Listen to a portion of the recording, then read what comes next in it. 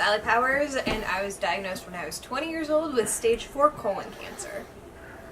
And part of my story is being diagnosed with an adult type of cancer. I was forced to be in an adult hospital surrounded by nobody that I knew, and everyone was at least probably 50 years older than me, if not more. And so I never really got to know that people my age get cancer. And for my whole first year of treatment, I was completely alone, not even realizing that young adults get cancer, except me. So it wasn't until I found camps and different conventions that I found out that people actually do get cancer as young adults. And now I am within that. I've become a part of the young adult cancer community, and I write blogs for them, and I go to different camps and whatnot. Part of my healing process has been to write a book about my journey. It's a book about, it has my whole life in it, but a good third of the book is my cancer journey, the last 3 years of my life. And within that has been really helpful for me to release my emotions and release my memories and all the negative bad feelings I have about being diagnosed with cancer and all the treatment and side effects and emotions that come with it.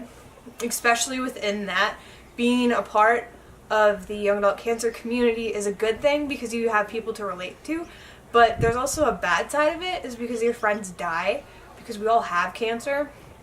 So a lot of my friends have died, and writing about that is a good way that I've been able to help cope and deal with my friends' deaths. And yeah, I wish that I had was a place that I could go to that was for young adults with cancer.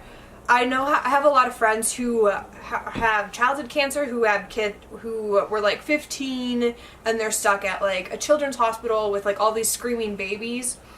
And then there's me on the opposite end, where I was 20. I could have been in a children's hospital, but because of my cancer diagnosis, they put me in an adult hospital. So I would want to see something for maybe the 15 to 25 year old age group, or even a little bit wider. Something that's not too little kiddish, and something that's not for old, very, very old people. I talked to my friends who are in a children's hospital, and they have pet therapy and art therapy, and they have they do fun things, and at my adult hospital we don't have any of it. I was getting chemo on Christmas, and they were Santa's gonna come visit, and yeah, I'm 20 and I know Santa isn't real, but it was one fun thing that was gonna happen while I was in the hospital, bored, on Christmas. And then Santa didn't come because Santa only went to the children's hospital, not the adult hospital, because he didn't think any adults wanted to see him. So, even little things like that, a place for, people, a place for young adults to be able to talk through their emotions, to learn about different side effects, to learn about different treatment options, to even just connect as a group.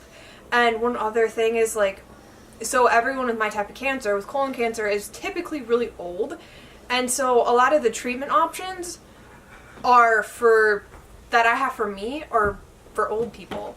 So they have nothing on fertility for me, because most old people who get colon cancer already past fertility age. So I was never discussed and it was never brought up with me about fertility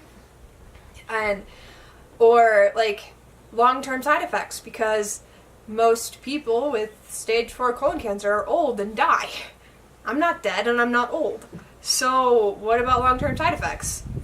There's nothing out there. So it's just kind of I'm a guinea pig, and I don't want to be that.